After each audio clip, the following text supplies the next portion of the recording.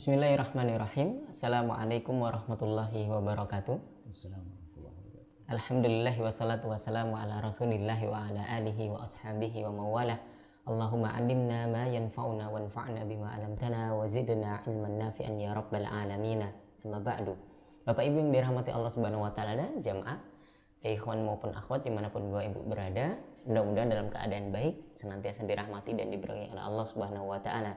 Alhamdulillah, pada hari ini kita masih bisa memulai hari ini dengan baik lagi, dengan salat subuh berjamaah, kemudian dengan membaca tilawatul Al-Quran, dan juga hari ini kita lanjutkan dengan ngaji ilmu Al-Quran dan tafsir lagi di Sekolah Fikih Live bersama Ustadz kita, guru kita, dosen kita, Ustadz Ahmad Sarwat. Assalamualaikum Ustadz. Waalaikumsalam warahmatullahi wabarakatuh. Kabar baik Ustadz ya? Alhamdulillah kabar baik, sehat walafiat biidznillah. Alhamdulillah, itu yang kita harapkan, mudah-mudahan Ustadz beserta keluarga senantiasa dalam keadaan baik dan sehat. Amin.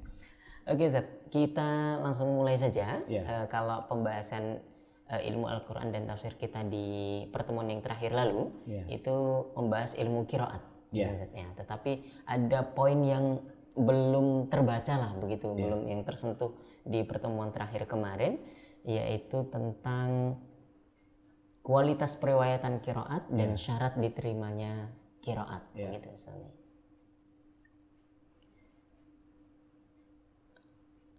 Baik, tafadhol Ustaz untuk menjelaskan kualitas periwayatan qiraat dan untuk membuka kajian kita pada pagi hari ini. Baik, bismillah, alhamdulillah, wassalatu wassalamu ala rasulillah, amma ba'du.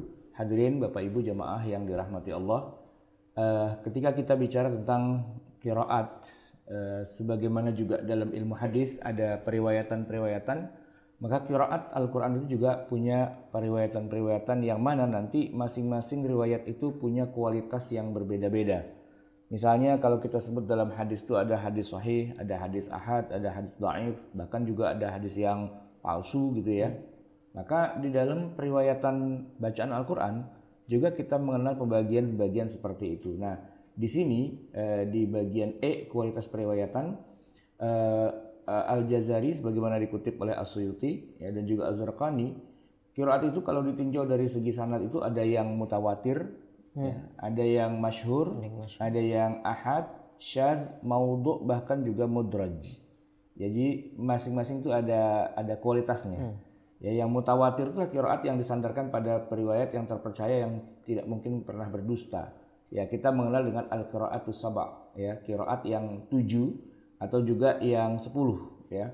Nah, dengan jalur 7 atau 10 itu ibaratnya kalau hadis itu sudah mutawatir, dan emang istilahnya juga qiraat yang mutawatir. Nanti di bawahnya ada qiraat yang masyhur, yaitu qiraat yang sanadnya sahih tapi tidak sampai mutawatir, sesuai dengan kaidah bahasa Arab, sesuai dengan Rasam Utsmani, dan juga terkenal di kalangan para ahli qiraat, ya. Oleh sebab itu qiraat tersebut tidak dikatakan syadz, ya, tapi masyhur saja. Di bawahnya mutawatir itu ada istilah masyhur. Nah, di bawahnya lagi ada qiraat ahad yang sanadnya sahih tapi rasamnya mungkin berbeda dengan Rasam Utsmani.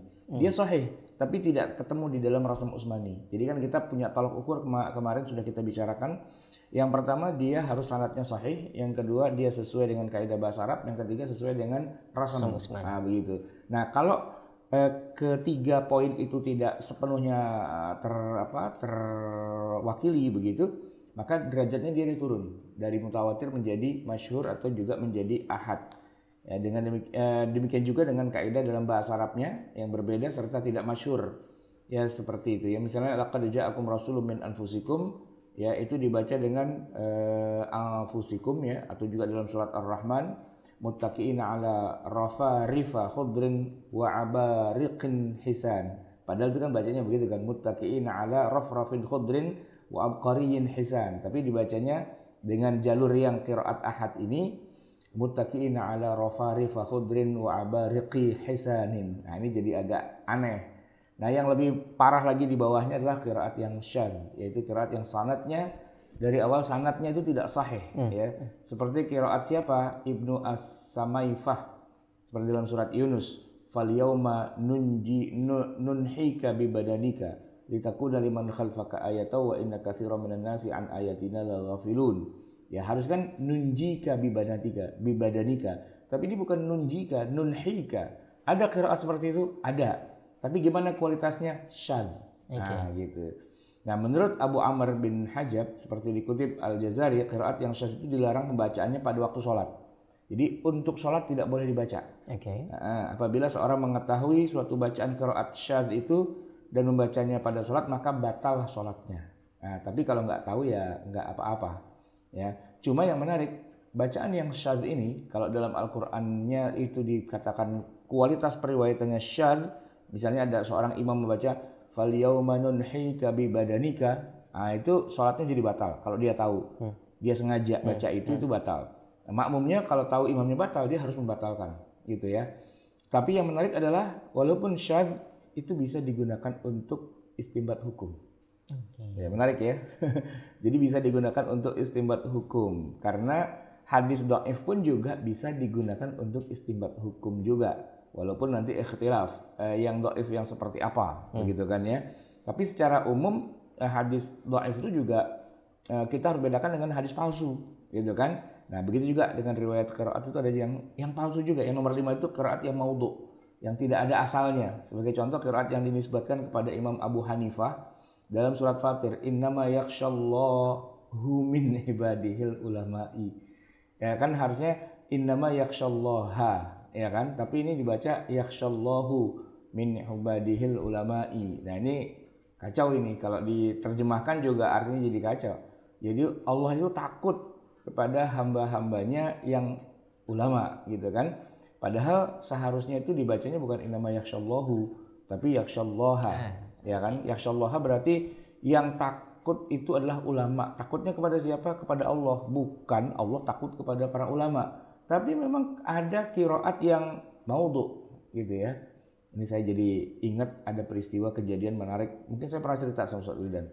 Gimana, Ustaz? Jadi ada sebuah perayaan Maulid lah begitu di masjid dekat rumah saya, dekat sini. Itu kiainya, imam masjidnya itu sebenarnya bukan orang yang alim, ya. Tapi ya karena ini masjid dulu warisan dari engkongnya dia, pokoknya dia pengen merasa yang punya masjid lah gitu. Nah, pada saat dia sambutan, itu dia ngedalil, innama yakhshallahu min ibadihil ulama, begitu kan? Kita nih semua pada nahan napas nih. Waduh, dia ngutip ayat salah lagi bacanya. Gimana? Kita koreksi, nanti dia marah. Enggak kita koreksi Ayat Al-Quran. itu ayat Al-Quran, gitu kan? Yang jadi kiai yang penceramahnya sih bukan saya cuma hadir. Ada lagi guru saya yang lebih alim, yang lebih senior. Nah, pada waktu dia ceramah, dia baca juga.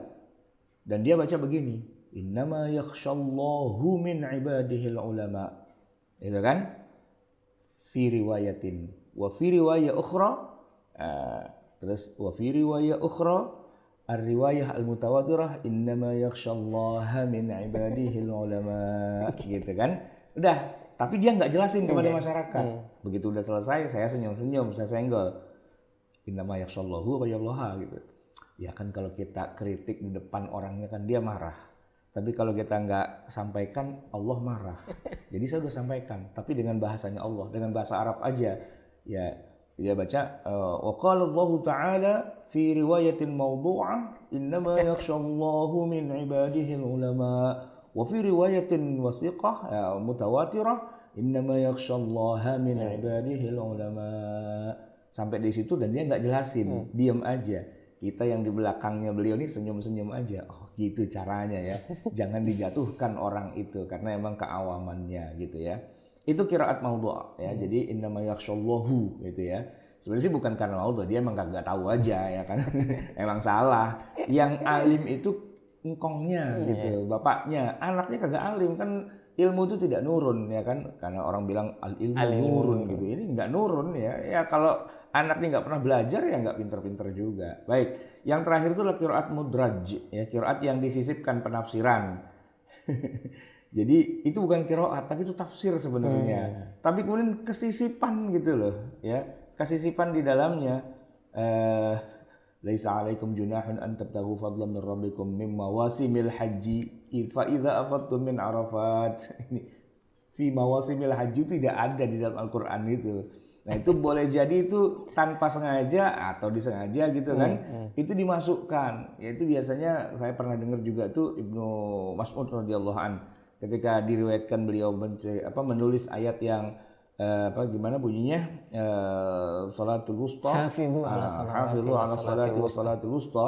Nah itu dia tambahin itu wahia salatul asr gitu kan. Itu tafsir sebenarnya, tapi ke bawah masuk ke situ. Nah sehingga itu ya bukan hanya sekedar maudhu tapi mudraj. Wah, kelasnya udah mudraj itu.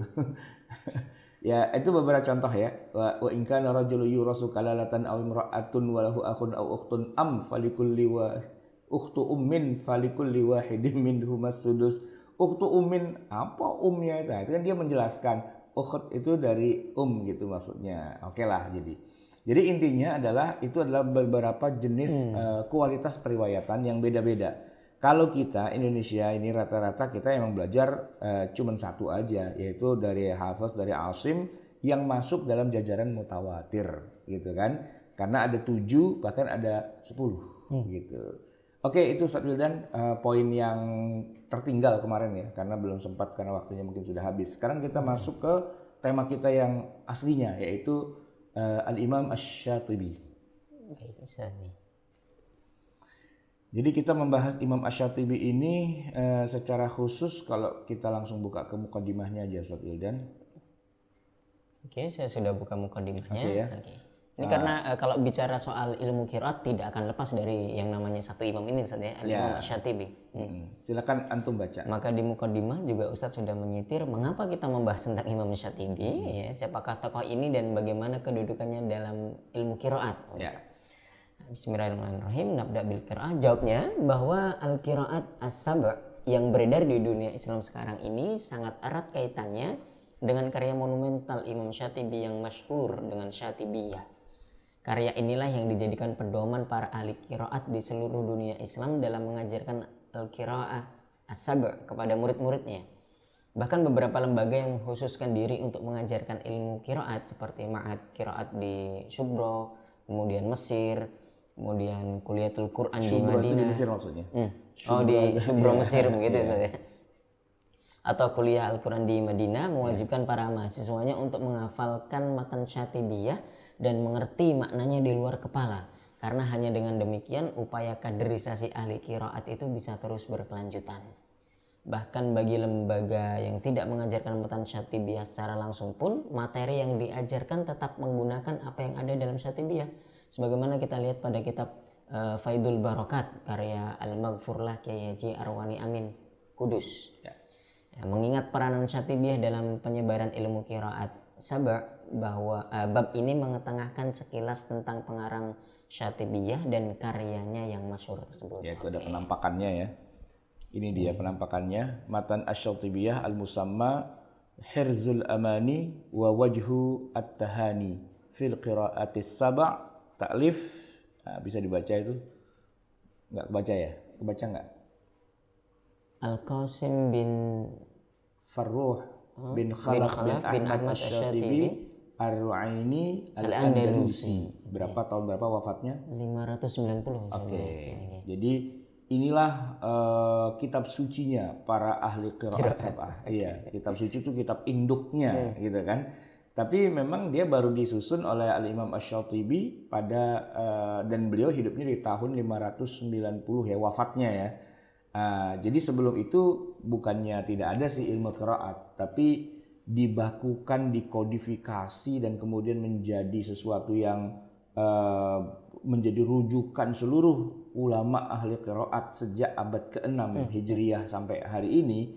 Inilah, dan ini kemudian dalam bentuk nazam, dalam bentuk puisi. Nah, kalau antum scroll lagi ke bawah itu contohnya. Ya. Nah, bisa dibaca nggak? Bada'tu bi bismillahi fin nuzumi awalan tabaraka rahmanan rahiman wa apa itu? Mau'ilan ya. Dan seterusnya. Nah, ini contoh ya, yang disebut dengan matan Asy-Syatibiyah atau Hirzul Amani itu ini gitu loh. Ini ada sekian banyak 1000 bait yang kemudian oleh guru-guru qiraat itu kalau dia mau mengijazahkan kepada murid biar ngerti qiraah sab'ah, hafal. Hafalin dulu, oke. Bukan hanya hafal, bisa menjelaskan. Sehingga nanti kalau misalnya nanti dia harus menceritakan siapa, baca apa, kenapa, dan sebagainya, keluar tuh ayatnya. Pokoknya bukan ayat Quran, bukan hadis. Keluar syawahid dari syair ini gitu kan. Nah, guru kita Pak Ahsin begitu cerita bahwa memang beliau diwajibkan hafal itu dulu waktu kuliah di Madinah, ya kan? Karena syaratnya kalau di kuliah Al-Quran itu harus hafal ini dan harus bisa mensyarah, gitu, dan harus bisa memberikan penjelasannya, harus bisa dalil pakai ini, gitu loh. Nah kalau nggak hafal tuh kagak lulus, kagak naik tingkat, ya, nggak bisa jadi, jangankan dokter, LC pun nggak bisa, gitu, karena memang dia benar-benar mendalam, gitu. Nah jadi saya banyak belajar dari beliau dan beliau cerita khusus tentang Asy-Syatibiyah, matan Asy-Syatibiyah ini, dan juga siapa sosok Al-Imam Asy-Syatibi. Kita masuk ke halaman 10 ya. Siapa Imam Syatibi? Iya, Ustaz. Baik. Nama lengkapnya adalah Al-Qasim bin Firru bin Khalaf bin Ahmad Abul Qasim atau Abu Muhammad Asy-Syatibi Ar-Ru'aini. Beliau dilahirkan di kota Syatibah, salah satu kota di Andalusia yang sekarang Orang ini Spanyol ini. Bule itu harusnya itu ya kan. Spanyol itu enggak, nama sih kayak desa gitu ya. Syatibi gitu kan. Ternyata itu apa, Syatibi itu berasal dari kota Syatibah. Saya nggak tahu ya nama Spanyolnya apa. Nah, gitu mungkin nanti sebelumnya bisa cari ya di Google Map itu. Syatibah itu kalau ininya kerennya apa sih? Ntar bisa buat nama bayi ini.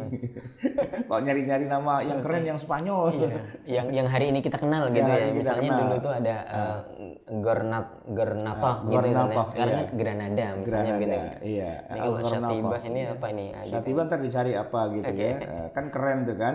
Nggak taunya kalau di kampung jadi namanya Satibi gitu kan.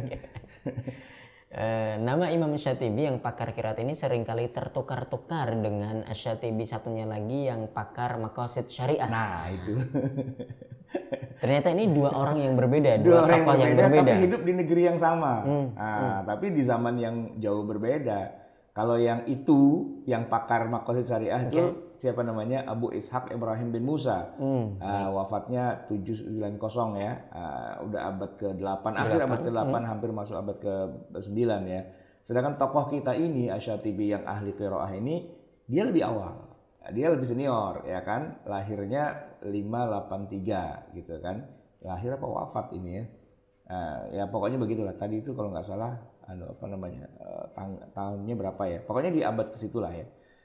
Nah sebagaimana diketahui Spanyol pada masa itu tengah mengalami kejayaan di berbagai bidang ilmu pengetahuan, khususnya ilmu-ilmu keislaman ya kan. Kita mengenal nanti ada Al-Qurtubi ya, kemudian ada siapa yang Bidayatul Mujtahid itu, Ibnu Rushd gitu kan. Wah itu Spanyol, itu Spanyolan semua itu ya.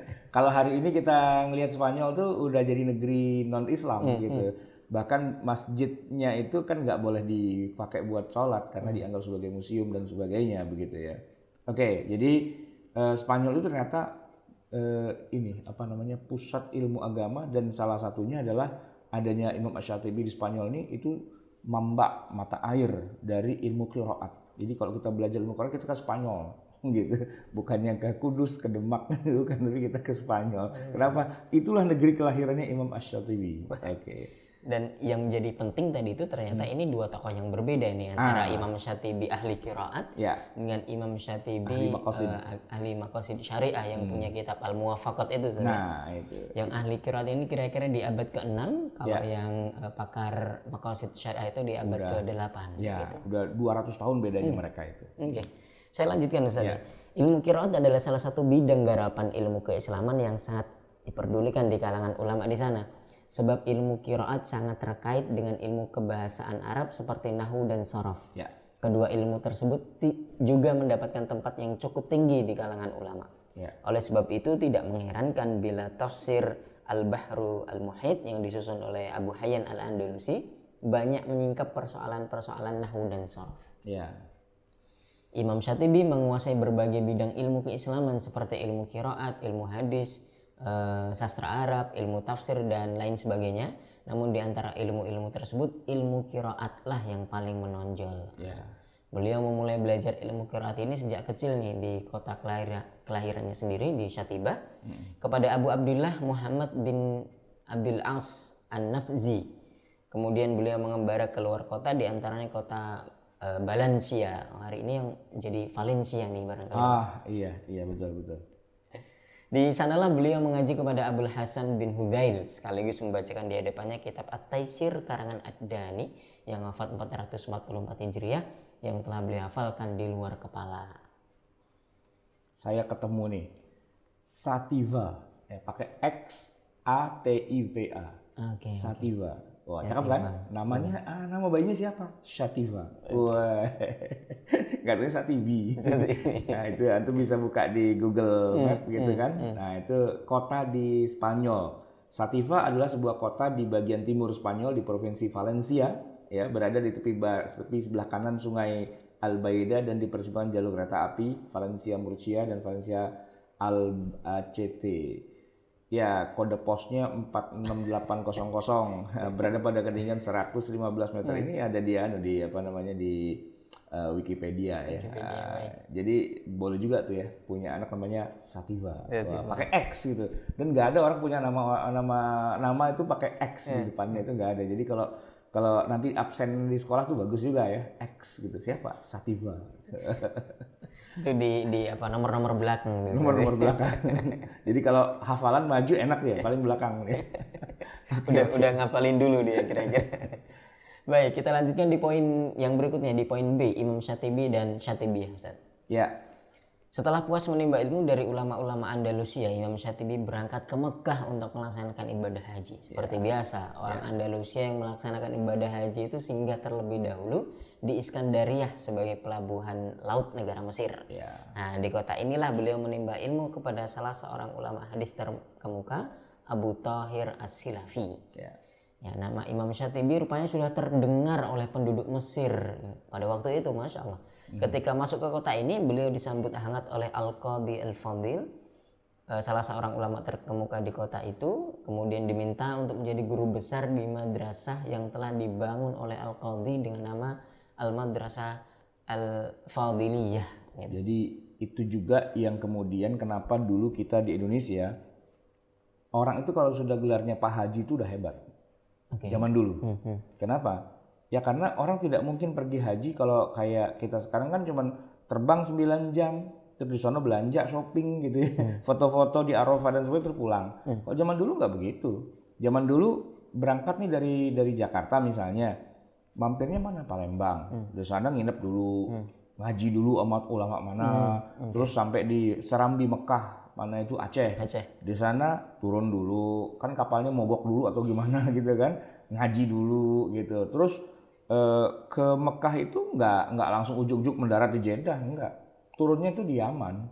Di Yaman ngaji lagi, belajar lagi sama Habib ini, Habib itu dan sebagainya. Terus baru nanti dia haji, pulang itu bisa 5 tahun kemudian, bisa 10 tahun kemudian. Maka pulang dari haji, dia punya gelar Pak Haji sekaligus punya ilmu. Gitu loh. Nah, zaman sekarang ternyata haji itu langsung. Langsung itu artinya cukup siapkan waktu 30 hari, 40 hari, ya kan? Atau malah umroh ya kan? Umroh cuma seminggu 14 hari gitu-gitulah ya. 9 hari biasanya kan umroh. Ya pulang memang pakai peci haji sih gitu. Dan ada foto-fotonya di Arafah, di mana-mana gitu kan. Di bawah jam gadang di Mekah gitu kan. Wah, cakep lah itu gitu kan. Tapi ilmunya wallahu a'lam bishawab. Karena nggak belajar apa-apa di sana. Nggak belajar apa-apa. Orang cuma datang jalan-jalan, makan, ke masjid lah biasa begitu bolak-balik setiap 5 waktu, tapi nggak dapat apa-apa. Beda dengan orang di masa lalu. Nah, ini Imam Syatibi berangkat dari kampungnya, dari Andalusia, mampirnya aja ke Iskandariah. Di sono belajar, ngajar gitu loh. Dia belajar dan ngajar, bahkan diangkat menjadi guru besar di Madrasah Al-Fadiliyah ya. Di madrasah inilah Imam Syatibi mengabdikan seluruh kemampuan ilmiahnya dengan mengajar dan menulis qasidah Syatibiyah yang masyhur itu. Jadi karena dia harus ngajar, maka dia bikin qasidahnya ini. Qasidah ini ya, matan Syatibiyah ini. Nah, kehebatannya menggubah syair Syatibiyah yang sedemikian puitis itu menjadikan bintangnya bersinar ke seantero negeri. Tak pelak lagi banyak orang sengaja nyantri kepada beliau. Nah, di antara murid beliau yang pertama itu adalah Abul Hasan As-Sakhawi, ya, itu pengarang kitab Jamal Qurra wa Kamal Iqra yang kondang di kalangan ahli qiraat. Imam Sakhawi inilah yang mewarisi ketenaran gurunya Imam Syatibi sehingga beliau menempati ranking teratas di jajaran ulama ahli qiraat. Jam terbangnya pun ya cukup lama ya, lebih dari 40 tahun. Dan Imam Sakhawi pula yang berjasa menuntaskan beberapa persoalan dalam ilmu qiraat seperti kadar mad muttasil munfasil menurut qurra as-sab'ah. Itu sebagaimana dijelaskan oleh guru besar dari Mesir Syekh Abdul Fattah Al-Qadhi ya. 1 tahun menjelang wafatnya yakni tahun 589, beliau masih sempat mengunjungi Baitul Maqdis. Ya, jadi haji sekalian juga ke mana, ke Al-Aqsa ya kan. Dan sekaligus menyampaikan tahniah atau ucapan selamat kepada Sultan Salahuddin Al-Ayyubi yang berhasil membuka kota suci. Itu di zaman Salahuddin ternyata. Ya, di zaman perang salibnya selesai, Salahuddinnya menang dan pada saat itu ketemulah dia. Ini kalau kita bikin filmnya asik nih ya. Jadi bagaimana perjalanan seorang Asy-Syatibi gitu ya, ke berziarah ke berbagai negeri Islam, ya terutama ke Mekah. Saya pernah nonton film yang kayak gini juga. Judulnya Ibnu Battuta. Nontonnya di mana? Di Taman Mini. Di Keong Mas itu, di teater apa sih namanya? Kalau yang 3 dimensi gede itu luar biasa gitu. Ibnu Battuta itu adalah seorang pengembara dan dikenal sebagai, kalau zaman sekarang itu Google Street gitu dia. Jadi pengalamannya beliau berkelana ke berbagai negeri Islam. Ya sempat juga beliau dirampok di jalan segala macam gitu ya. Memang di masa itu. Tapi menariknya perjalanan ilmiah. Bukhari juga begitu, perjalanan ilmiah. Jadi para ulama kita itu adalah para kalau ini yang berkelana ke sering itu adalah di explorer gitu. Melakukan eksplorasi, perjalanan ilmiah untuk mendapatkan ilmu-ilmu keislaman zaman dulu. Kalau kita enggak sekarang, googling aja keluar semua. Nah, itu luar biasanya begitu.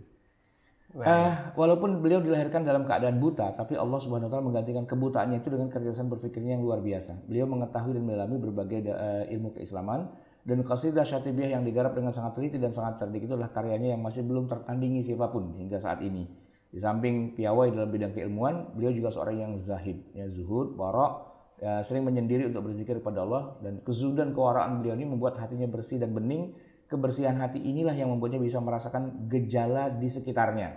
Ya, diceritakan begini, ada muridnya itu, beliau kan guru Quran ya, ngaji, nyetor gitu, tapi orang ini masih berjanabah, belum mandi junub gitu kan, nggak boleh kan, gitu. Tapi karena dia diem aja, nggak bilang-bilang sama gurunya, tiba-tiba Asy-Syatibi bilang, saya nggak mau ngajar kamu. Akhirnya muridnya pulang, dia mandi junub, setelah itu balik lagi, baru dia mau dengerin bacaan. Jadi itu karomah ya, orang-orang seperti itu. Walaupun dia nggak mengatakan kamu belum mandi junub ya, bukan begitu kan. Mungkin karena subuhnya kesiangan kan, takut di absen gitu kan, dia belum mandi masih janabah, itu langsung ngadep aja sama gurunya gitu kan. Nah, kalau mungkin ada di antara kita yang kayak gitu kan, ada kampus belum mandi janabah gitu ya. Gurunya nggak tahu-tahu dan nggak nanya hal ikhtasalta. Ya nggak mungkin juga kan. Tapi kalau kayak Syatibi itu memang hatinya baik gitu, orangnya zuhud, dan itu bisa mendapatkan itu semua. Oke, kita masuk kepada karya-karya Imam Asy-Syatibi. Baik, saya agak ke distract dengan tadi tahun wafat dan tahun lahirnya beliau tadi. Iya. Kayaknya insya Allah nanti kita cek lagi, ditahqiq lagi. Beliau wafat 590 tadi ya. Tapi di awal tadi kita sebutkan lahirnya 583 begitu. Apakah beliau hanya berumur 7 tahun atau bagaimana begitu? Insya Allah nanti kita cek lagi. Di poin berikutnya di C, karya-karya Imam Asy-Syatibi. Imam Asy-Syatibi tidak begitu banyak meninggalkan karya ilmiah ya, karyanya yang sampai kepada kita dijadikan referensi bagi ulama-ulama qiraat sesudahnya. Di antara karya-karyanya kita nomor 1 Hirzul Amani wa Wajhut Tahani, lebih dikenal dengan sebutan Syatibiyah tentang qiraat sab'ah. Kemudian ada Akilat Atrab Al-Qasaid gitu Ustaz. Qasidah yang menjelaskan perbedaan penulisan Mashahif Utsmaniyah. Kitab ini diringkas dari kitab Al-Muqni karya Imam Ad-Dani yang wafat 444 Hijriyah. Kemudian yang kedua ini menariknya begini Ustaz Wildan. Qasidah yang menjelaskan tentang perbedaan penulisan Mashahif Utsmani. Jadi Mushaf Utsmani itu kan beda-beda karena memang di masa Khalifah Utsman itu distandarisasi sesuai dengan qiraat yang mutawatir yang ada di masa itu, untuk Kufah begini, untuk Syam begini, untuk apa begini dan sebagainya. Nah, itu semua kalau diteliti, dikomparasikan, itu nanti akan ketahuan di mana perbedaan teknik penulisannya dari mushaf Utsmani ini. Ya kan? Kemudian apa yang diteliti oleh para ulama itulah kemudian menjadi kitab seperti Al-Muqni karya Ad-Dani. Nah, apa yang dijelaskan oleh Ad-Dani dalam Al-Muqni kemudian oleh Asy-Syatibi dibuatkan qasidahnya, ya Aqillatul Atrab Al-Qasaid. Nah, begitu. Jadi ini bukan hanya sekedar penelitian tapi sudah jadi qasidah nih, udah jadi lagu, udah jadi sesuatu yang baku dan matang begitu.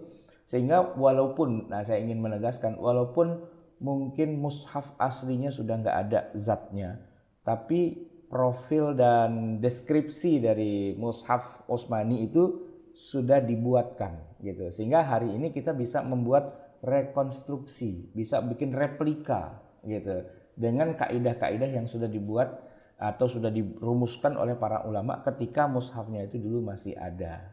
Ya kira-kira kalau zaman sekarang modernnya itu adalah dulu tuh difoto gitu, cerak gitu kan, barangnya hilang nggak masalah, fotonya masih ada. Nah cuman kalau yang mereka lakukan tuh bukan memotret kan, tapi membuat deskripsi spek ya, spek dari itu semua. Nah sehingga nanti kalaupun nanti kita mau meneliti, speknya itu aja yang kita gunakan untuk penelitian. Ada Nazimatuz Zuhur ya, kemudian juga ada Qasidah Daliyah ya dan sebagainya. Terus kita tentang yang khususnya adalah yang Herzul ini ya Asy-Syatibiyahnya ini bagian D. Baik, tentang Asy-Syatibiyah. Apakah matan Asy-Syatibiyah itu dan mengapa dinamai demikian? Nah, ini Syatibiyah adalah julukan bagi syair-syair yang disusun oleh Imam Syatibi. Ia memuat materi-materi al-qiraat as-sab' atau qiraat yang 7, baik mengenai usul qiraat, kaidah-kaidah bacaannya, atau farsul huruf, bacaan khusus pada surat-surat Al-Quran yang tidak tunduk pada satu kaidah tertentu. Pengecualian. Jadi ketika dia bikin kaidah, kaidahnya secara umum begini, A, B, C, D, E dan sebagainya, tapi nanti ada yang farsh gitu. Farsh itu artinya yang berantakan lah, sebagai pengecualian yang tidak sesuai dengan kaidahnya. Itu pasti ada memang. Nama asli? Nama asli atau judul yang diberikan Imam Syatibi terhadap qasidahnya ini adalah Hirzul Amani wa Wajhut Tahani. Sesuai dengan apa yang terdapat pada bait ke-70 yang berbunyi wa fi yusrihat taisiru rumtukhtisarahu fa'ajnat bi'aunillahi minhu mu'ammala.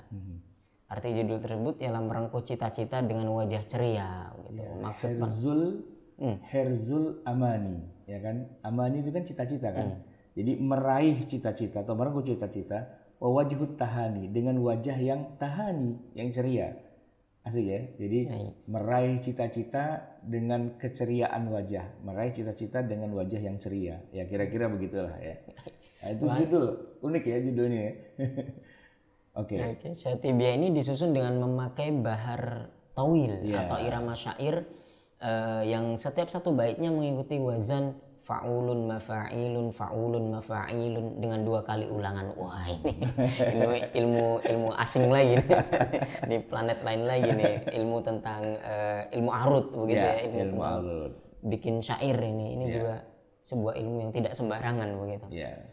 Irama tawil ini sering pula digunakan oleh penyair jahili yang sangat kondang, yaitu Imrul Qais. Karena iramanya panjang atau tawil, maka penyusun bisa memadatkan isi dan kandungan satu bait dengan leluasa.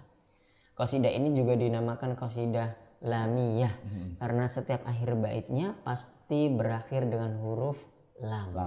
Insya Allah. Begitu juga karya Imam Syatibi yang berkaitan dengan rasam al-masahif dinamakan ra'iyah karena setiap akhir bait disudahi dengan huruf ra dan begitu seterusnya. Masya Allah, ini sebuah keagungan ilmu yang dimiliki oleh Imam Syatibi itu bikin syair yang beribu-ribu tapi belakangnya bisa lam semua. Yang satu lagi bisa ra semua. Dan isinya padat. Isinya padat. Kalau ibaratnya kalau file komputer tuh di zip gitu ya, di zip karena udah padat, jadi kan dia ringkas. Ya walaupun ringkas tapi 1173 bait ini.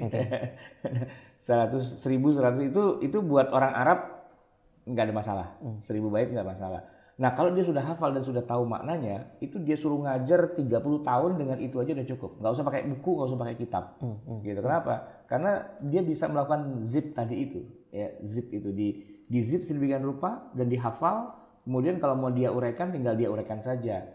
Katakanlah misalnya begini, saya mau menjelaskan tentang ini, jelasin. Mau pakai lisan, ngomong berjam-jam bisa. Atau kalau mau pakai tulisan, dia bisa nulis beribu-ribu halaman lagi dengan menghafal baitnya itu saja. Itu uniknya gitu. Oke, itu orang Arab kalau sudah menguasai ilmu-ilmu syair itu keren sekali tadi. Sebenarnya beliau bukan orang Arab, beliau orang Andalusia, orang Spanyol gitu. Tapi Spanyol yang belajar Arab, belajar Islam gitu kan. Nah, kita juga begitu, kita orang Jawa, jangan sok Jawa gitu. Karena orang Jawa di masa lalu banyak jadi ulama di Mekah. Ada Nawawi Al-Bantani, ada At-Tirmasi dan sebagainya. Itu ulama-ulama hebat yang punya karya juga dan punya nazam juga gitu. Cuman ya itu tadi balik lagi, ketika terjadi yang namanya gerakan tajdid, ya, gerakan pembaharuan, itu jadi collateral damage. Tahu nggak Satildon apa collateral damage? Gimana tuh Ustaz? Korban. Jadi kan oke lah, memang umat Islam itu sedang mengalami masa-masa surut dan mundur. Lalu muncullah para pembaharu, para mujaddid yang dipelopori oleh siapa? Abduh, Rashid Ridho, bla bla bla itu kan. Nah itu kan maunya memperbaharui gitu kan, gerakan Islam, semangat Islam. Ketika diperbaharui, ini yang kayak gini-gini nih ketinggalan. Karena ikut dituduh sebagai apa? Yang memundurkan Islam. Harus yang modern, harus yang maju. Yang modern dan maju itu ngambil dari barat atau bikin lagi dari mula yang belum tentu jadi juga. Padahal yang udah ada itu udah canggih banget gitu. Itu kayak kena tuduh, kena fitnah sehingga nggak dimainkan. Di madrasah-madrasah diniyah Islamiyah yang modern ini semua nggak diajarkan. Karena dianggap inilah yang menghambat kemajuan umat Islam. Padahal ini kekayaan, ini emas loh. Ini kekayaan yang luar biasa gitu. Tapi coba lihat, Muslim perkotaan hari ini mana kenal dengan bait-bait Syatibiyah. Imam Syatibiyah jadi nggak kenal kok gitu. Kenapa? Saya melihat ada kecenderungan untuk memusuhi itu semua. Jadi turas kita yang luar biasa itu ditutup, dikubur dalam-dalam sehingga nggak tahu. Dan kita sekarang hanya melihatnya ke barat saja.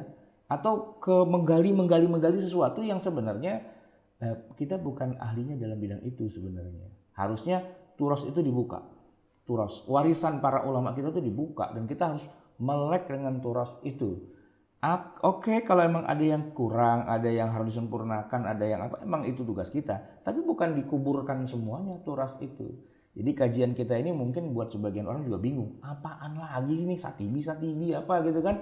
Saya kan taunya Quran Sunnah. Orang sekarang kan taunya cuma Quran Sunnah. Padahal Quran itu ada banyak ilmunya dan di antara ilmunya pun udah kayak harta karun gitu ya. Artinya gini, kita kayak lagi mengais-ngais kuburan kuno. Ternyata begitu kita buka ada iPhone. Gitu. Canggih banget ini barang kayak gini gitu kan. Ternyata di zaman dulu mereka sudah maju loh teknologinya gitu ya. Jadi kita lagi mengais-ngais ini manusia purba ya kan, hidupnya 60.000, 70.000 tahun sebelum Masehi. Ternyata mereka sudah menggunakan wifi gitu kan. Canggih banget berarti ya. Iya, karena selama ini kita berpikir bahwa ulama itu purba gitu. Ulama itu kuno, kampungan, ketinggalan zaman, ortodoks, konvensional dan sebagainya. Padahal ternyata itu luar biasa gitu. Maka wajibuna nahwat turas, kewajiban kita terhadap turas, warisan dari para ulama itu ini salah satunya adalah membongkar itu semua dan melihat kembali dan mempelajari kembali. Oke. Baik. Syatibiyah ini memuat 1173 bait. Sebagaimana dinyatakan sendiri oleh Imam Syatibi dalam bait ke 1161 yang berbunyi abiyatuha alfun tazidu thalatha wa ma'ami'ati sab'ina zahran wa kummila. Ya. Oke. 1173. Masyaallah Ustaz. Yeah. Dan semuanya berakhiran dengan huruf lam, maka salah satu namanya disebut matan lamiyah gitu ya. Soal masa penulisan ini, Ya. sebagaimana dikemukakan di awal tulisan ini, Imam Syatibi menulis Syatibiyah di Madrasah Al-Fadiliyah Ya. di Mesir itu.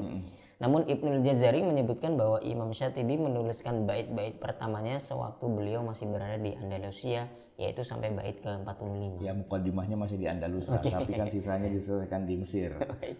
Bait-bait berikutnya disusun setelah beliau menetap di Madrasah Al-Fadiliyah di Mesir. Ya. Nah, berapa tahun Imam Syatibi merampungkan karya besarnya ini dan tahun berapa karya ini ditulis? Ustaz sendiri belum menemukan informasi lebih lanjut tentang hal itu. Ya. Namun yang patut dicatat, ketenaran Imam Syatibi sewaktu menjadi guru besar ilmu qiraat di Madrasah Al-Fadiliyah dan banyaknya murid-murid beliau yang menjadi kader pelanjut mengindikasikan bahwa Syatibiyah diselesaikan oleh Imam Syatibi dalam tempo yang tidak begitu panjang. Ya, hal itu mengingat materi kitab Taisir karangan Ad-Dani yang menjadi sumber utama Syatibiyah itu telah dihafal oleh Imam Syatibi luar kepala. Ya, sewaktu beliau masih belajar di Andalusia. Maka kepiawaiannya menyusun syair ya dengan materi yang sudah matang di kepala, sangat mungkin bahwa Syatibiyah itu dirampungkan dalam waktu yang tidak begitu lama. Metodologi yang digunakan Imam Syatibi adalah sebagai berikut ya. Pertama, manzumahnya itu sendiri. Ya, Imam Syatibi menuangkan materi-materi qiraat sab'ah dalam bait-bait syair. Sistem manzumah atau syair ini dalam menuangkan berbagai materi keislaman memang merupakan salah satu alternatif cara pengajaran yang cukup efektif. Karena dengan itu kemudian gini, dia bukan cuma diingat-ingat gitu, tapi dia dihafal. Dua hal yang berbeda tuh. Kalau diingat-ingat kan boleh jadi orang itu ketika menceritakan ulang tentang satu materi gitu ya. Misalnya gini dah, kita nih lagi ngasih kajian seperti ini. Terus Bapak Ibu di rumah mungkin mendengarkan. Setelah kajian selesai, kira-kira bisa nggak kemudian menyampaikan kembali seperti yang kita sampaikan? Kalau resumenya mungkin bisa. Kalau resumenya, kira-kira lagi ngomongin ini ya, tapi gimana tepatnya? Nah, itu agak susah. Nah, itulah pengajian kalau jiping, ngaji nguping gitu ya. Itu biasanya terjadi penurunan kualitas yang terlalu besar. Penurunan kualitasnya. Nah, kalau kita pakai model manzumah ini, jadi ada bait-bait syair yang diwajibkan muridnya suruh menghafal. Nah, dengan menghafal, maka dia tidak akan pernah terjadi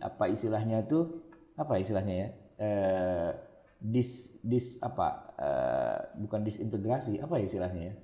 Kalau ini aslinya tetap masih sesuai dengan dari aslinya. Jadi gurunya mengatakan lagunya kayak gini dan muridnya juga menghafal lagu itu. Tidak terjadi diskomunikasi gitu ya, tidak terjadi itu. Karena apa yang disampaikan guru ya seperti itu dihafal oleh muridnya persis gitu. Jadi teks aslinya itu tidak akan berubah. Karena begini, kalau namanya sebuah bait syair gitu ya, itu salah sedikit saja, itu kita langsung tahu. Kenapa? Karena kan tiap hari kita nyanyikan. Misalnya gini, saya kasih contoh ya. Lagu Rhoma Irama, apa yang paling top yang Ustadz hafal? Begadang, Ustaz. Begadang. Kenapa begadang? Karena yang paling sering terjadi, begadang jangan begadang. Kalau tiada artinya, begadang boleh saja. Kalau banyak urusan, bener nggak tuh? Keliru kayaknya. Keliru kan? Yang bener gimana terakhirnya? Begadang boleh saja kalau ada yang perlu. Gitu kan. Jadi begitu saya sedikit menyeleweng saja, Ustadz Wildan bisa mengoreksi saya. Kenapa? Karena udah jadi lagu yang dimainkan oleh semua orang, dinyanyikan, didengarkan dan sebagainya. Sehingga kalaupun saya sengaja saya plesetkan gitu ya, pasti ketahuan gitu. Nah, jadi pelajaran-pelajaran itu dinyanyikan lagu gitu oleh para ulama di masa lalu ketika disampaikan kepada muridnya suruh menghafal lagu itu. Nah, ternyata lagu itu sendiri di dalamnya ada banyak pesan. Ya sebagaimana anak TK juga ada balonku ada 5, ada naik-naik ke puncak gunung dan sebagainya. Itu kan pesan gitu kan, di dalamnya tuh ada nilai-nilai yang ingin disampaikan begitu. Nah, cuman ini bukan balonku ada 5 ya, itu kan cuma 4 bait doang. Ini 1000 bait gitu. Dan itu dihafal dan kemudian dijelaskan maknanya, sehingga metode ini memang luar biasa ini. Metode yang Alfiyah Ibnu Malik juga seperti juga dalam masalah nahwu ya kan, ada Alfiyah Ibnu Malik, dan dalam ilmu balaghah ada Jauharul Maknun ya Al-Khudari itu. Jadi memang luar biasa. Kemudian yang kedua, pemisahan antara kaidah dan materi qiraat gitu ya. Kemudian yang ketiga ada rumus dan kode gitu ya. Nah, ini ada contoh rumusnya nih Ustaz Wildan di halaman 21, coba antum perhatikan. Jadwal libayan rumuzil qurra mujtami'ina wa munfaridin. Ya, scroll ke bawah.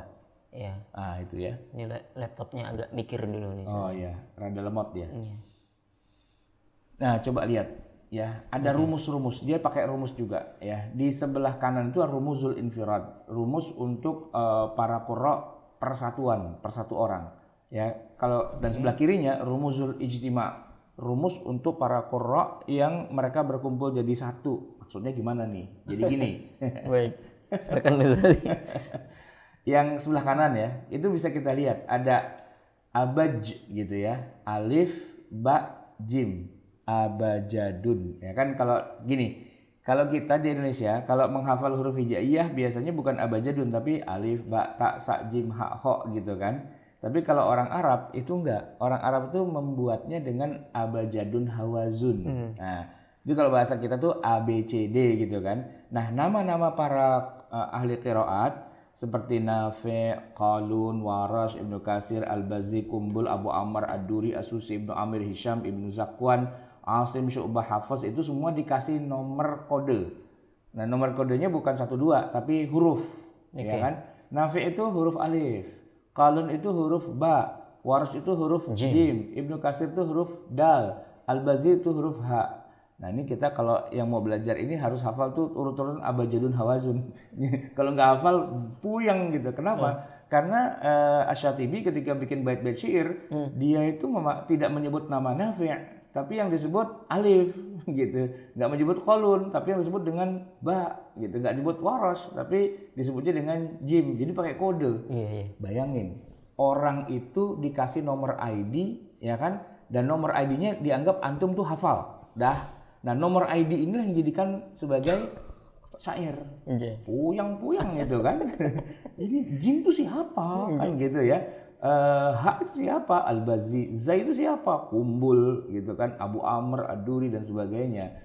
Nah, ini kalau perorangan ya, kalau perorangan kodenya adalah Nafi itu alif. Qalun itu ba. Waras itu jim. Tapi kalau sebelah kiri itu rumus ijtima ya. Al-Kufiyun. Nah, kalau dibilang sa itu maksudnya adalah Al-Kufiyun. Siapa itu Kufiyun? 7 ahli qiraat yang rumahnya di Kufah. Asim, Hamzah, Kisai. Itu disebut Kufiyun, gitu kan? Karena kan ada yang bukan, kalau kayak Nafi' kan di mana? Madinah kan? Ibnu Katsir di mana? Ibnu Katsir di Mekah, gitu kan?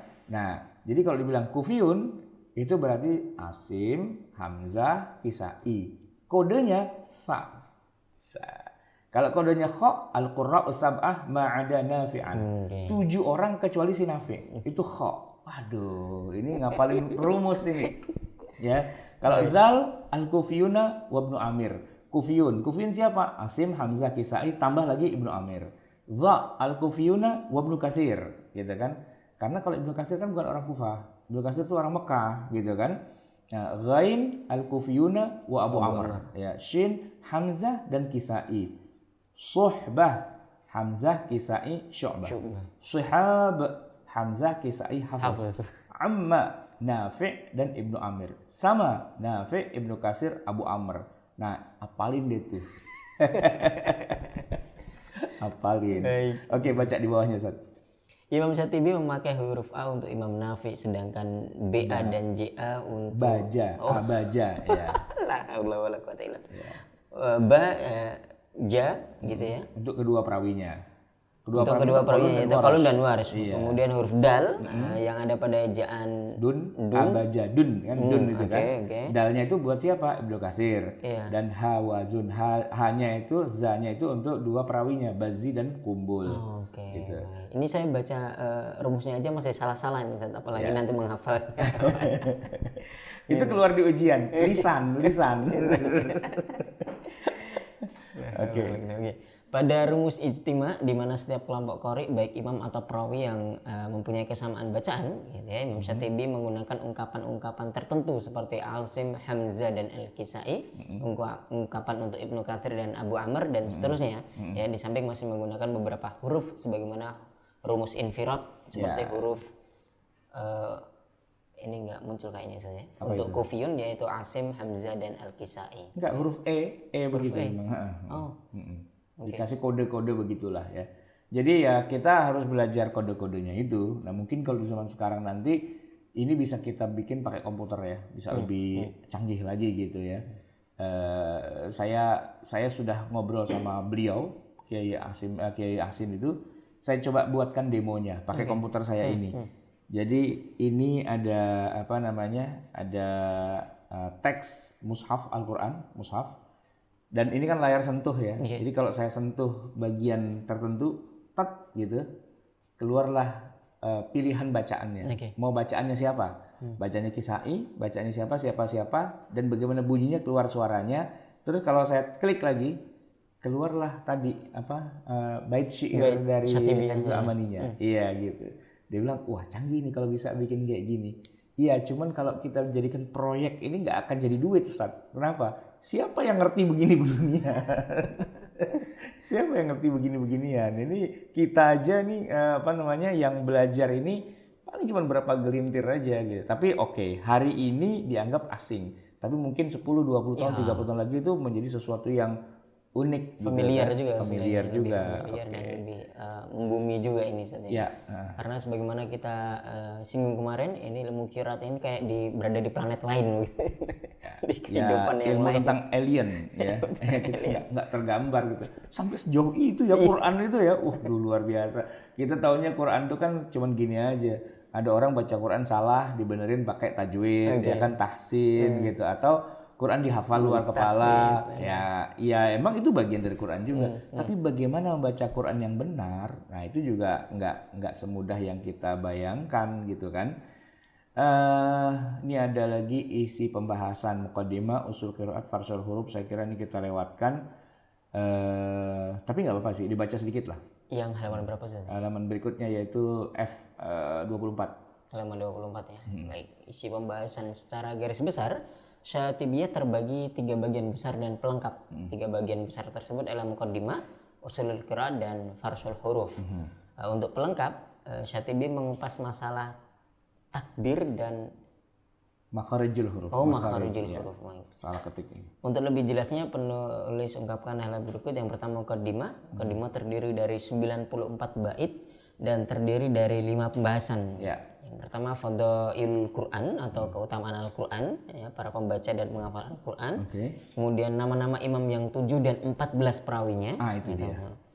Dimulai dengan Imam Nafi, perawinya Qalun dan Warsh, kemudian Ibnu Katsir punya Al-Bazzi dan Kumbul, kemudian Abu Amr itu ada Ad-Duri dan As-Susi.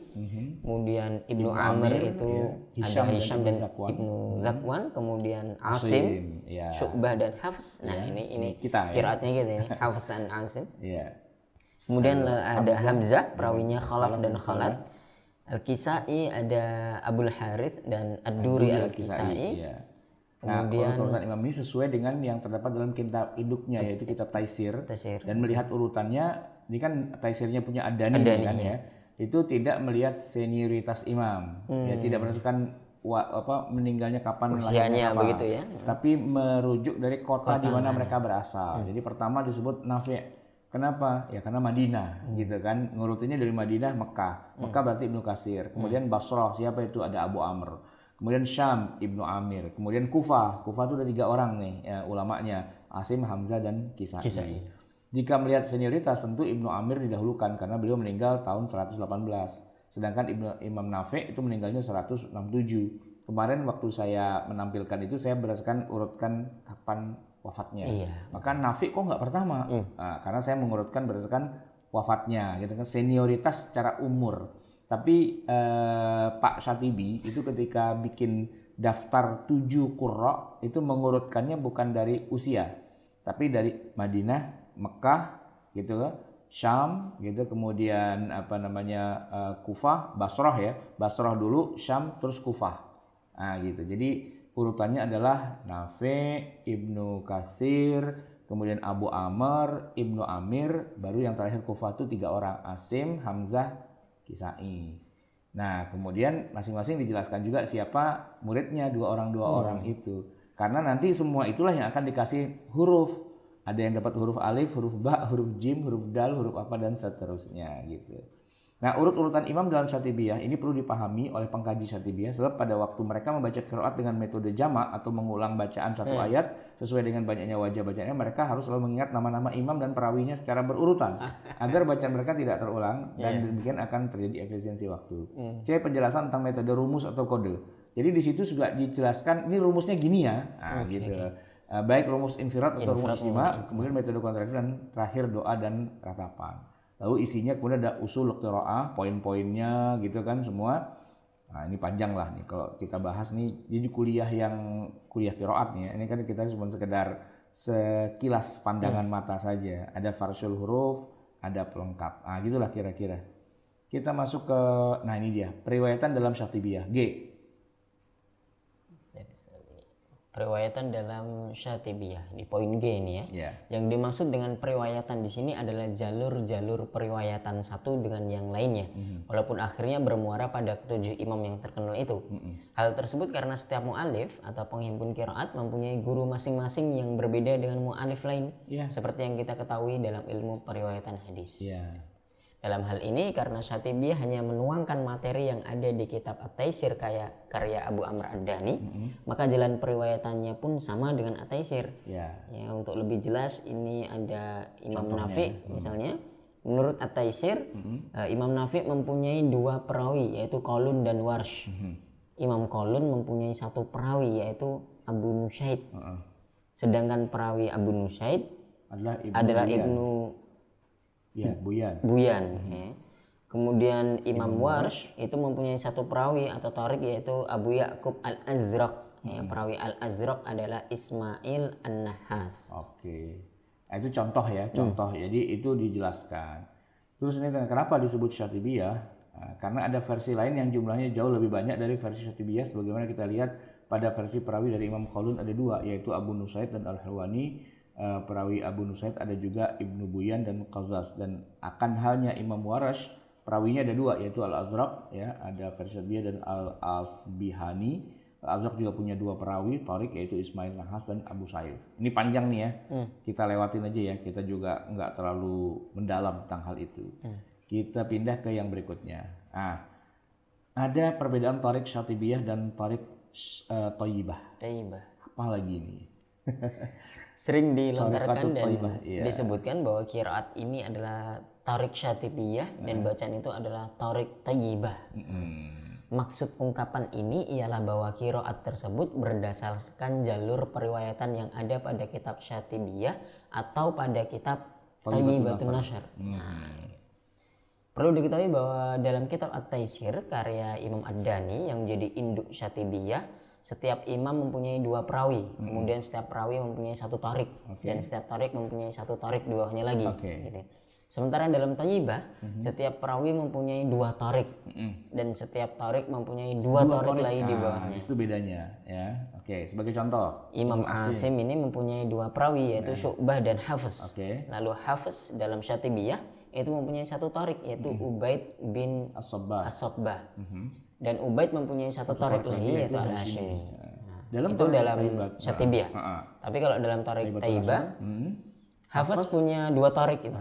Ubaid dan Amr bin As-Sabbah. Kemudian Ubaid punya dua tariq lagi.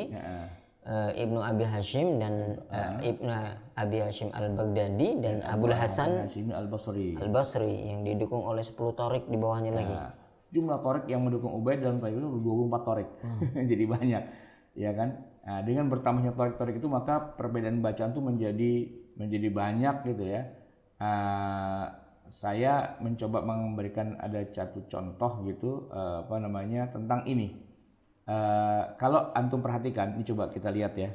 Antum perhatikan imam di Masjidil Haram itu kalau baca mad yang wajib dan jaiz.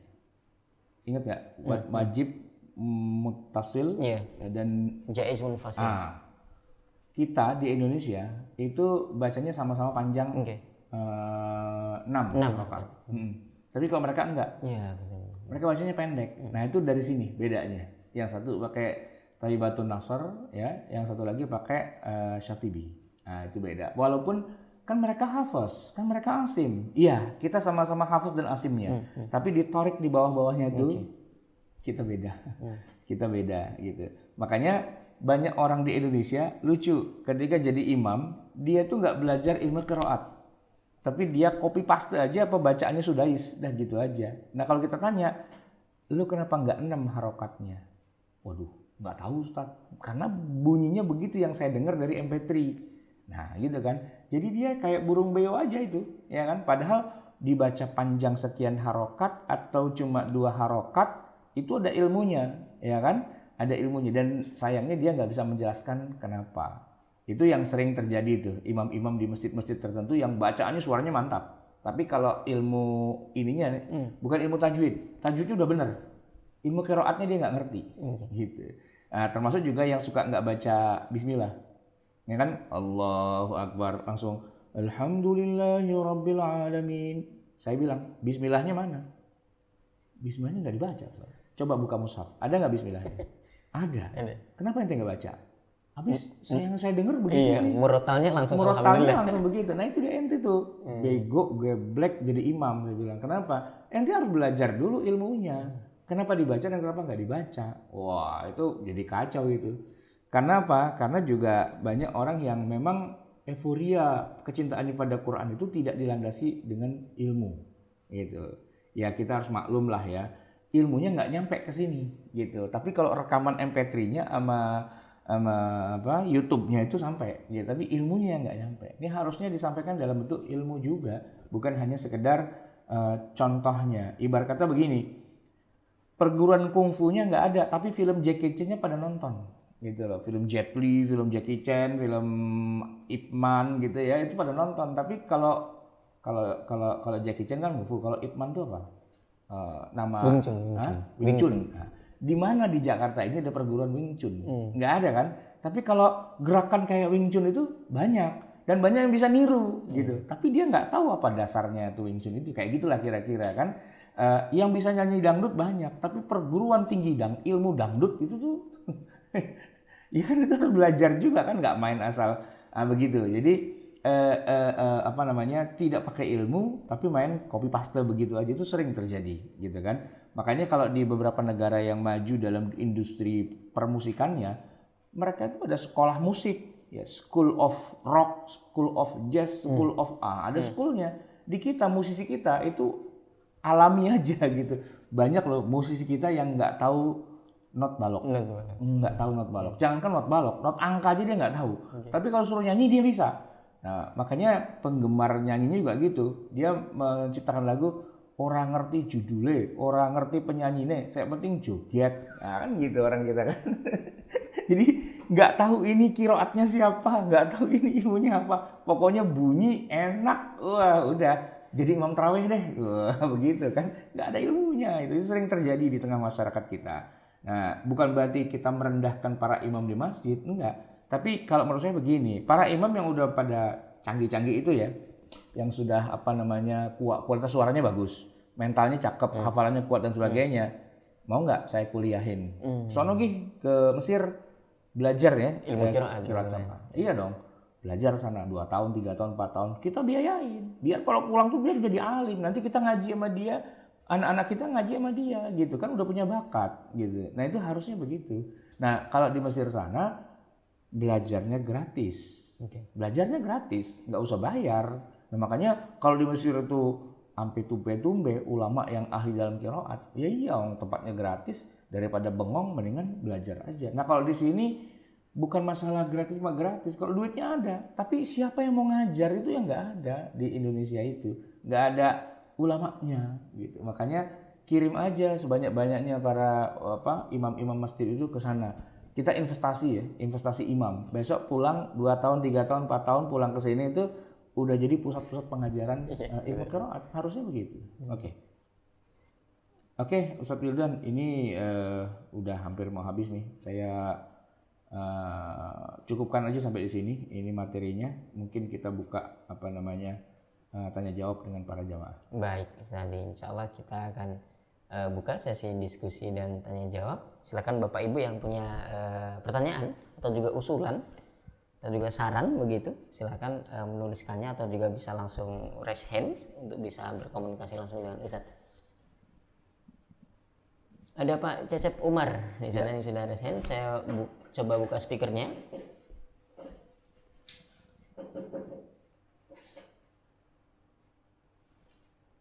Silahkan Pak Cecep. Assalamualaikum. Assalamualaikum warahmatullahi wabarakatuh. Ustadz Waalaikumsalam warahmatullahi Sarwat wabarakatuh. dan juga Ustadz Wildan. Terima kasih, ini pembahasannya sangat menarik.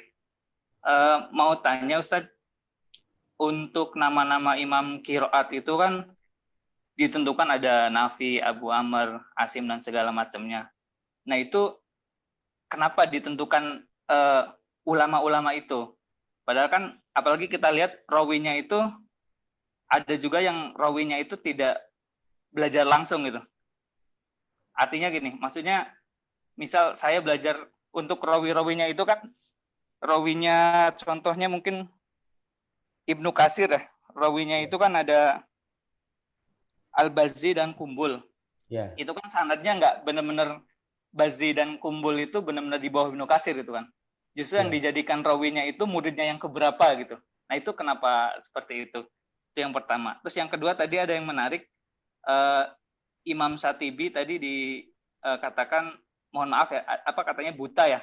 Iya. Nah, apakah Imam Syatibi itu hanya menulis imam-imam qiraat dan bacaannya, atau beliau juga melakukan penelitian? Karena kalau melakukan penelitian, bagaimana beliau mencocokkan antara qiraat yang ada dengan Rasam Usmani? Kalau beliau tadi buta katanya.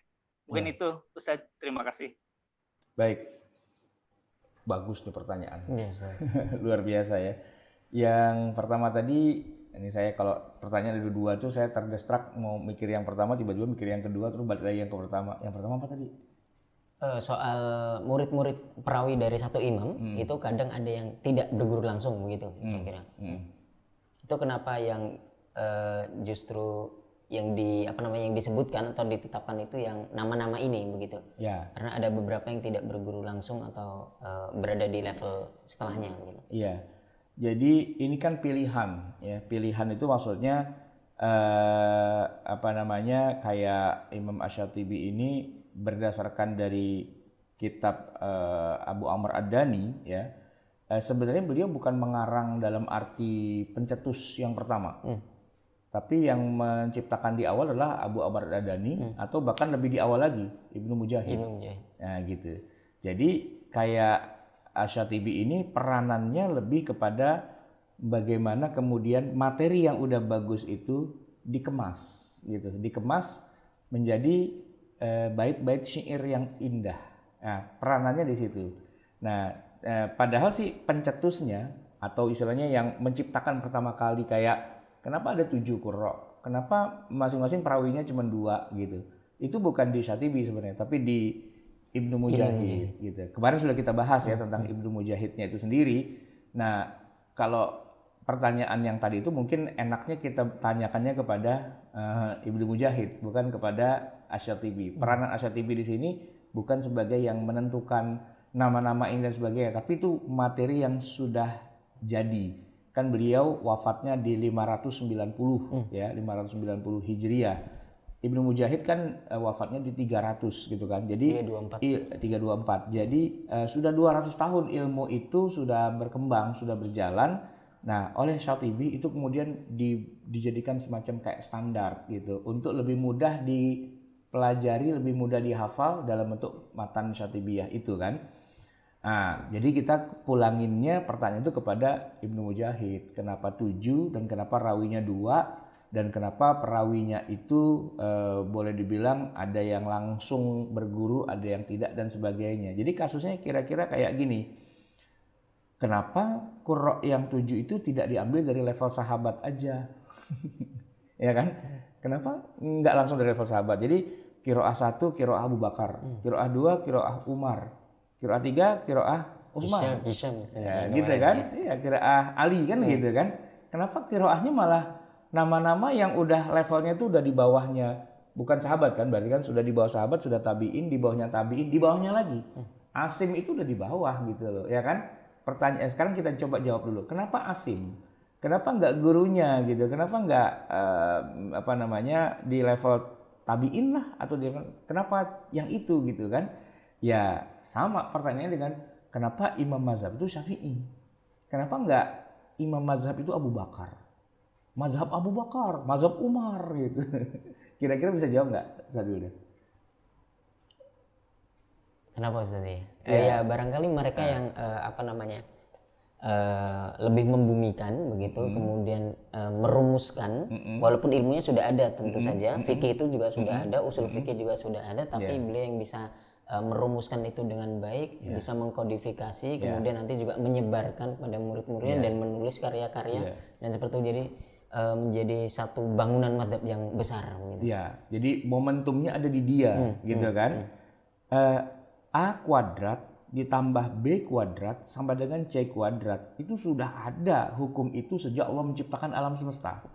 Tapi baru di zaman Pitagoras lah yang kemudian dia mencetuskan itu menjadi sebagai sebuah sesuatu yang orang baru kenalnya setelah dia kasih tahu. Mesin uap itu juga prinsip uap itu ada, tapi baru James Watt lah kemudian, atau listrik itu baru zamannya Edison lah, telepon itu baru zamannya Alexander Graham Bell gitu kan. Teori-teori tentang fisika apa itu ya baru sejak zaman si Einstein gitu kan. Termasuk juga gravitasi begitu, Isaac Newton. Ada Newton gitu kan. Kenapa Newton? Kenapa nggak Adam alaihi salam? Gitu kan. Ya karena dapat momennya dalam sejarah tuh beliau gitu yang dapat momennya. Jadi itu yang kira-kira menjadi salah satu jadi pertimbangan kenapa kita bermadzhab Syafi'i dan kita tidak bermadzhab gurunya Syafi'i saja. Syafi'i kan punya guru selain Imam Malik kan misalnya ada Waqi' ya kan. Syakautu ila waqi'in su'a hifzi. Kenapa kita nggak belajar sama gurunya Syafi'i saja si Waqi'? Ya enggak. Kenapa? Karena nanti Syafi'i itu punya keistimewaan gitu. Jadi sesuai dengan alur timeline sejarah gitu kan. Pada saat itulah dia tuh punya peranan jadi sangat penting gitu. Antum kita sebut lagi 17 Agustus. Kalau saya sebutkan pahlawan nasional 17 Agustus kemerdekaan, yang tergambar di kepala antum siapa? Tokohnya. Sosok. Kalau kita bicara 17 Agustus, pahlawannya itu siapa di kita? Tokoh yang bisa kita sebut sebagai, ini selalu kita kaitkan dengan 17 Agustus. Bung Karno, Bung Hatta, ya kan? Itu. Pertanyaannya, emang yang merdekain Indonesia cuma dia doang berdua? Ya, enggak lah ya. Tapi yang kesebut namanya dalam sejarah kan Bung Karno, Bung Hatta. Kenapa? Momentumnya saat itu dia yang baca naskah proklamasi. Padahal kan bisa aja Syahrir, ya kan? Bisa aja siapapun orang yang hadir di situ. Tapi kenapa Bung Karno? Ya kebetulan gitu. Ya kan itu sejarah gitu kan. Ya kebetulan jatuhnya di dia itu. Dan orang sepakat, ya udah gitu. Harusnya sih ada yang lebih pintar dari Bung Karno. Kenapa nggak gurunya Bung Karno? Karena Bung Karno punya guru siapa? Cokro Aminoto. Kenapa nggak proklamator Indonesia itu Cokro Aminoto? Karena momennya nggak jatuh di dia, momennya jatuhnya di Soekarno gitu. Ini kalau kita bicara alur sejarah itu begitu. Makanya perawi-perawi itu kenapa 7 orang? Nah, Ibnu Mujahid menuliskan 7 itu. Kemudian kenapa kok muridnya 2 perawi? Kan perawi nggak cuma 2, perawi ada banyak. Kenapa yang dipilih oleh Ibnu Mujahid si Anu? Nah, berdasarkan istihadnya Ibnu Mujahid, inilah yang paling cocok untuk mewakili sebuah riwayat tertentu. Tokohnya si Anu gitu loh. Ya itu istihad sebenarnya. Dan kalau mau dikoreksi dalam sejarah boleh aja silahkan gitu. Tapi ngapain pula dikoreksi-koreksi, udah terlanjur gitu ya. Bisa aja kan hari ini orang bilang sebenarnya itu waktu itu yang ini bukan Soekarno loh. Ada orang yang bilang begitu loh, ya kan? Karena begini, Bung Karno, Bung Hatta, kemana beliau berdua pada saat menjelang proklamasi? Kan diculik kemana? Rengas Dengklok gitu kan? Nah kemudian terjadilah balik lagi ke Jakarta, kemudian hari Jumat tanggal 17 Agustus membacakan naskah proklamasi yang naskahnya saja masih dicoret-coret dan sebagainya. Itu momentum kan. Nah mungkin pada saat itu kejadiannya juga belum terlalu heboh gitu. Setelah kesini diabadikan dalam sejarah kita bahwa proklamasi kemerdekaan kita itu 17 Agustus itu kejadiannya ketika baca naskah proklamasi, dan sekarang namanya menjadi nama bandara internasional Soekarno-Hatta. Gitu kan. Bandara Suka CGK gitu. Nah, itu kan momentum dalam sejarah gitu kan, diabadikan. Begitu juga dengan nama-nama tadi ya. Mungkin tidak langsung karena muridnya langsung itu tidak terlalu besar. Kayak gini. Dalam mazhab Syafi'i ya. Beliau Imam Syafi'i punya murid yang langsung tuh banyak, ada Za'faroni, ada Ahmad bin Hambal, ada Buaiti, ada yang terkenal sekali yang bikin Mukhtasar Al-Muzani gitu kan. Tapi dalam sejarah itu yang dikenal, kalau Syafi'i itu nanti muhakkiknya dua, Nawawi dengan Rafi'i gitu kan. Kenapa kok Nawawi? Kan nggak ketemu dia kan, jauh banget. Tapi itulah yang dikenal dalam sejarah gitulah, yang punya momen dan kemudian punya apa ya istilahnya sesuatu yang monumental gitu pada saat itu. Oke. Itu yang pertama, Ustaz. Ya. Yang kedua soal Imam Syatibi disebut sebagai ad-dharir. Ya. Dhahaba basaruhum gitu. Ya, tidak bisa melihat. Tadi sudah saya jawab. Jadi yang melakukan itu pengetesan itu kan Ibnu Mujahid. Sebenarnya Ibnu Mujahid ya, atau Ad-Dani lah begitu kan, Ibnu Mujahid dan Ad-Dani. Sedangkan Asy-Syatibi ini tidak melakukan tahqiq, tapi dia adalah munazzim gitu, yang bikin nazamnya, nazam Asy-Syatibiyahnya itu. Nah, sehingga posisi beliau tidak bisa membaca dalam arti dalam keadaan tunanetra buta gitu ya, itu tidak jadi masalah karena peranan dia bukan pada penelitiannya gitu loh. Nah, yang meneliti itu sudah ada Ibnu Mujahid dan ada Abu Amr Ad-Daninya itu, sedangkan Asy-Syatibinya tidak melakukan penelitian, tapi beliaulah yang kemudian kenal W.R. Supratman, Wage Rudolf Supratman. Itu siapa? Pengarang lagu Indonesia Raya. Iya. Apakah dia yang menyatukan Indonesia? Bukan. Tapi dialah yang punya peranan pada saat itu, dia memainkan pakai biola dan kemudian wah ini lagu hebat nih. Nah, kira-kira gitulah. Syatibi itu bagi Rudolf Supratmannya gitu. Jadi dia menciptakan lagu kebangsaan Indonesia Raya dan didengerin orang di mana-mana, di setiap ada upacara resmi pasti mari kita berdiri dan kita menyanyikan lagu Indonesia Raya. Karya siapa? Karya Syatibi. Karya Supratman, Wage Rudolf Supratman. Kan gitu kan. Nah, di seluruh dunia orang belajar ilmu qiraat, ya bacanya lagu kebangsaannya orang-orang ahli qiraat, yaitu apa? Karya Syatibi. Jadi Syatibi itu bukan yang merumuskan, tapi beliau yang membuatkan lagu kebangsaannya, kira-kira seperti itu. Baik, Ustaz. Kita coba buka lagi pertanyaannya, Ustaz, dari Pak Handi Supriyadi. Saya mau bertanya, Ustaz, satu, kenapa di Indonesia pakai qiraat Hafiz dari Asim? Besok akan kita bahas. Besok kita akan membahas khusus Hafiz Asim. Ya, kenapa kok di Indonesia itu, dan asal tahu aja, Masjidil Haram di Mekah ya dan juga Masjid Nabawi di Madinah juga Hafiz dan Asim, gitu. Dan di Mesir Hafiz Asim, di seluruh dunia itu Hafiz Asim. Kenapa kok Hafiz Asim itu terkenal di mana-mana, sedangkan yang lain itu adanya sedikit, bahkan dari 7 itu yang masih hidup cuma tinggal 3, yang 4 itu sudah mati, qiraatnya sudah tidak ada di muka bumi ini. Oh iya? Iya, artinya bangsa mana yang baca qiraatnya si fulan, nggak ada. Dan terus kok masih ada, itu hanya ada di dalam ruang kuliah. Dalam kita, teori saja begitu. Iya, dalam ruang kuliah ketika kita mempelajari tentang ilmu purba. Jadi kita lagi bicara tentang dinosaurus sudah nggak ada. Tapi kalau kita bicara dalam ilmu keperbakalaan, dinosaurus itu hidup tahun sekian pernah ada gini. Mazhab fikih gitu juga. Mazhab fikih itu yang pernah ada banyak. Ada mazhab Hasan Al-Basri, ada mazhabnya Ibnu Jarir At-Tabari, ada mazhabnya si Daud Al-Zahiri dan sebagainya. Tapi hari ini nggak ada mazhab itu.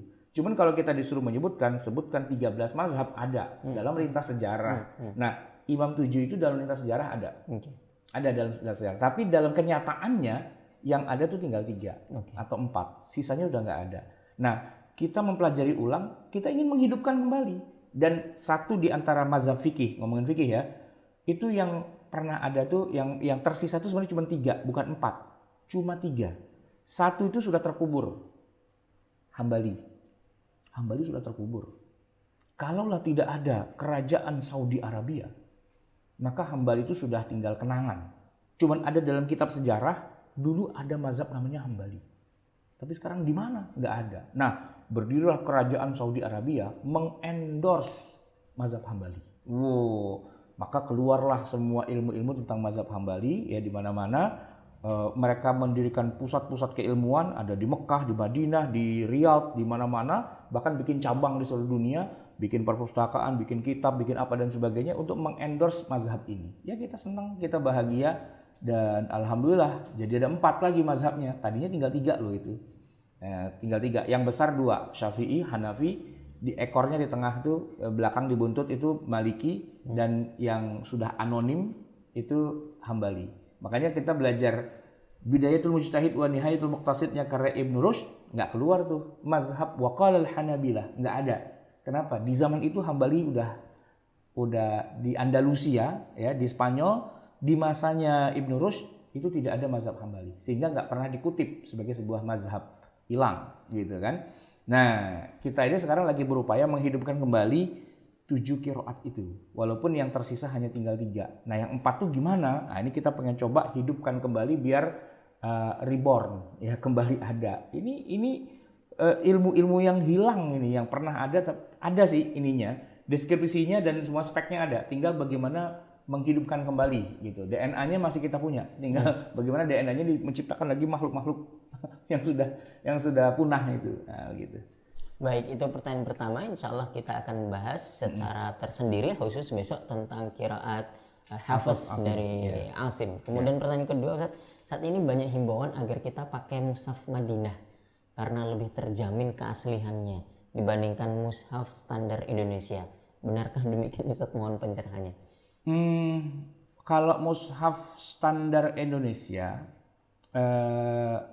mungkin istilahnya perlu kita benerin sedikit ya. Mushafnya gini, di Madinah kan sudah ada dewan yang untuk meneliti keabsahan atau kebenaran atau kekeliruan dari sebuah mushaf, gitu kan. Nah, kemudian akhirnya pada beberapa tahun yang lalu ditemukanlah seorang khattat, ya, Osman Toha itu, yang kemudian dengan kemampuan beliau dia menulis dengan indah sekali hurufnya, enak dibaca dan sebagainya. Akhirnya itulah yang dijadikan sebagai patokan. Sebelum ada Osman Toha, ya mushaf Madinah nggak kayak kita sekarang. Bahkan belum ada mushaf Madinah.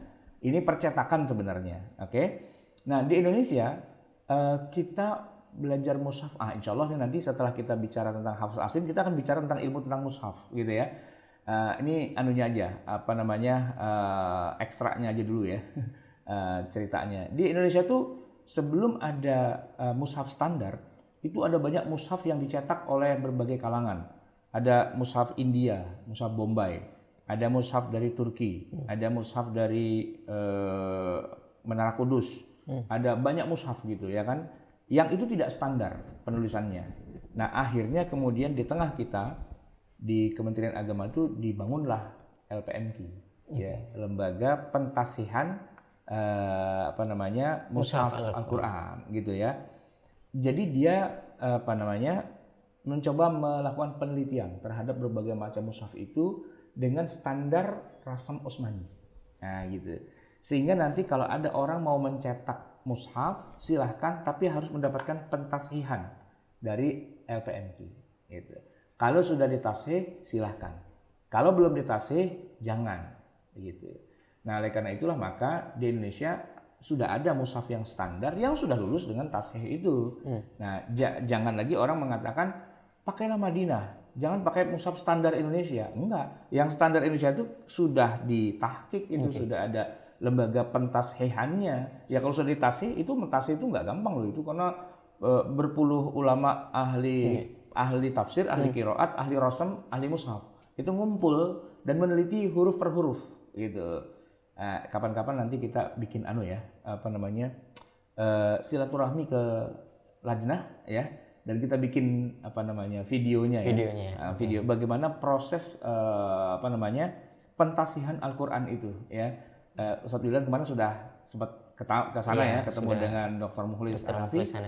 Mungkin kapan waktu kita bisa wawancara dengan beliau, dan kemudian juga kita mau ngobrol-ngobrol tentang bagaimana proses pembuatan mushaf, pentasihan mushaf itu dari A sampai Z, dan kemudian dianggap wah ini sudah layak untuk diedarkan. Sudah resmi begitu. Ya. Baik. Kalau kita nggak bisa menghadirkan beliau ke sini, kita yang datang ke sana. Oke. Jadi kita ada satu sesi, insya Allah kita bikin film tentang proses pembuatan mushaf di Indonesia, proses pentasihan mushaf di Indonesia. Oke. Baik. Selanjutnya Ustaz dari Pak Grilian Syah.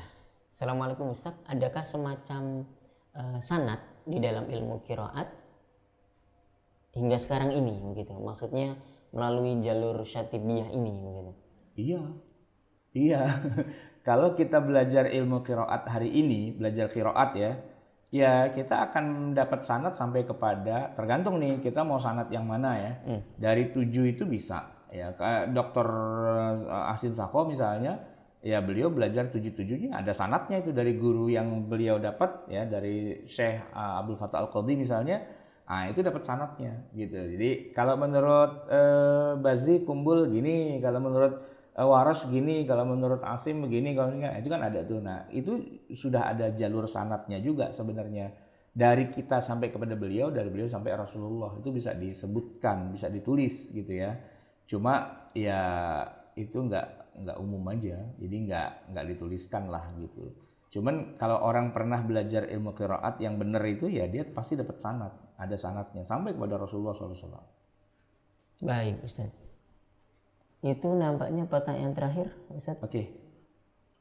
Sudah nggak ada lagi ya? Iya. Dari Pak Dani Muslandani, Ustadz mohon nyanyikan contoh lagu Nazam Asy-Syatibi. Wah. Nyanyikan? Iya. Saya nggak bisa nyanyikan.